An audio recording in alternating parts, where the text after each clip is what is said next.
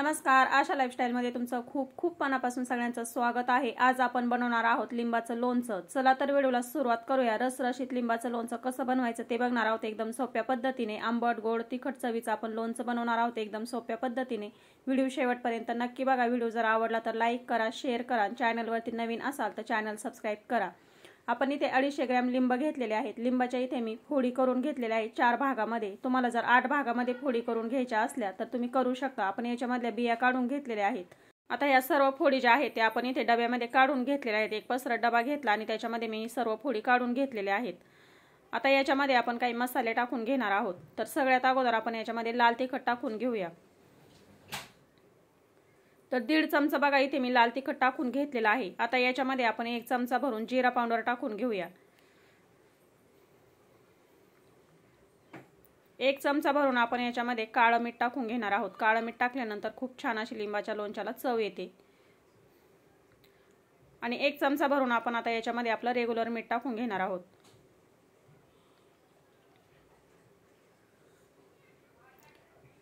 मी याच्यामध्ये गूळ वापरणार आहे। 1 वाटी भरून इथे मी गूळ बारीक करून घेतलेला आहे। तुम्हाला जर साखर टाकून घ्यायची असली तर 1 वाटी भरून साखर तुम्ही इथे वापरू शकता।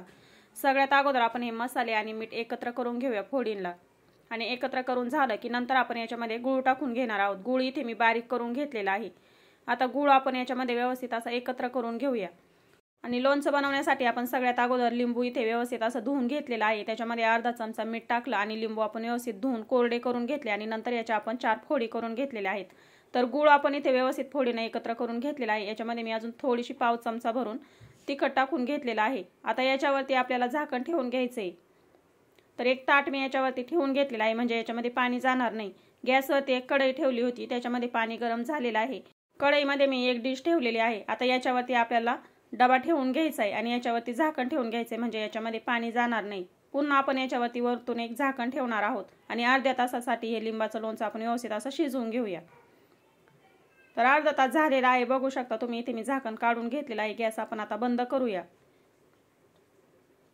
आणि आपण ठेवल्यापैकी पाणी किती कमी झाले तुम्ही बघू शकता। अर्धा तास आपण हे लिंबाचं लोणचं असं शिजवून घेतलेलं आहे। तुम्ही जर कुकरमध्ये बनवणार असाल ते 9 ते 10 शिट्ट्या तुम्ही इथे करून घ्या म्हणजे आपल्या फोडी ज्या आहेत ते व्यवस्थित अशा शिजल्या जातील।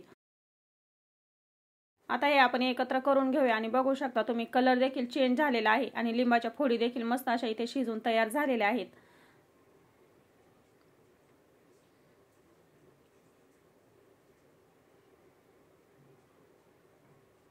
तर बघा मस्त फोडी आपल्या इथे शिजून तयार झाल्यात। आता आपण पुन्हा गॅसवरती एक कढई ठेवून घेऊया। गॅसवरती आपण तीच कढई ठेवून घेतलेली आहे आणि याच्यामध्ये जे सिरप आहे ते आपण कढईमध्ये काढून घेऊया। ह्या पद्धतीने लोणचं बनवायला खूप सोपं आहे, चवदार देखील लागतं आणि खूप दिवस टिकतं अशा पद्धतीचं लोणचं जर बनवलं तर बघा सगळं सिरप जे आहे ते मी इथे कढईमध्ये काढून घेतलेलं आहे। आता 2 ते 3 मिनिटांसाठी आपण हे छानपैकी उकळून घेऊ।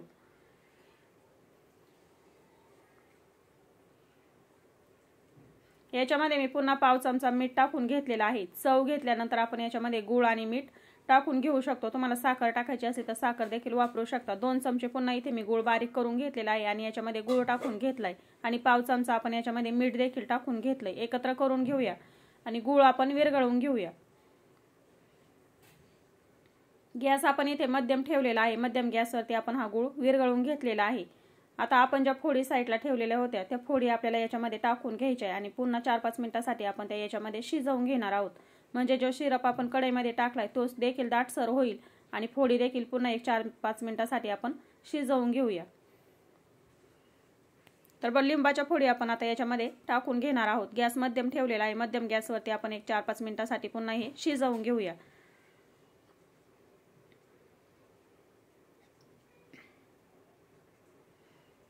आता हे सर्व आपण पुन्हा एकत्र करून घेणार आहोत।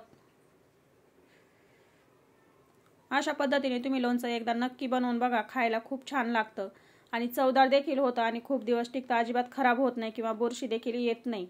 तर 4-5 मिनिटं झालेले आहेत, छानपैकी इथे उकळी आलेले आहेत आणि लिंबू आपलं खूप छान असं इथे शिजवून तयार झालेलं आहे। तर गॅस आपण आता इथे बंद केलेला आहे। एक बाउलमध्ये आपण काढून घेऊया आणि थंड झाल्यानंतर आपण एक बरणीमध्ये भरून ठेवणार आहोत। हे लोणचं अजिबात खराब होत नाही, खायला आंबट गोड तिखट चवीचं असं हे मस्तपैकी लोणचं आपलं इथे तयार झालेलं आहे।